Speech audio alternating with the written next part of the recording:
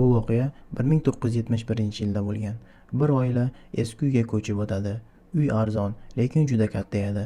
Ularning o'ylashicha, bu yangi boshlanish.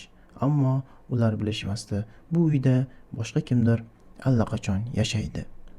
Bir necha kundan keyin g'alati narsalar boshlanadi. Ertalab uyg'onishadi. Itlar esa o'lik. Uy ichida sovuq shamol yuradi. Devorda izlar paydo bo'ladi. Eshiklar o'z-o'zidan yopiladi. Kichkina qiz kechasi kim bilandir gaplashadi. Bu mening do'stim, deydi u. Lekin qiz hech kimni ko'rishmaydi. Onasi kechasi uyg'onib kimningdir pichirlashini eshitadi. Bir kuni u shkafga kiradi. U ichkarida kimnidir ko'radi, ammo bu inson emas edi.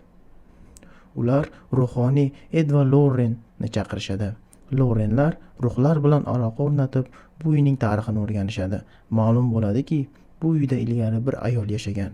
U bolasi uchun jin bilan shartnoma tuzgan va o'zini osgan.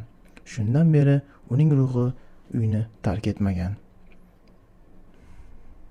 Tunda marosim boshlanadi. Har bir buyum tebrana boshlaydi. Devorlar g'ichirlab ovoz beradi.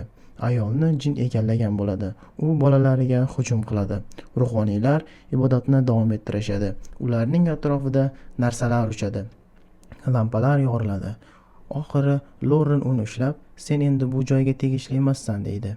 U qichqirib devorga uriladi va hammasi to'xtaydi.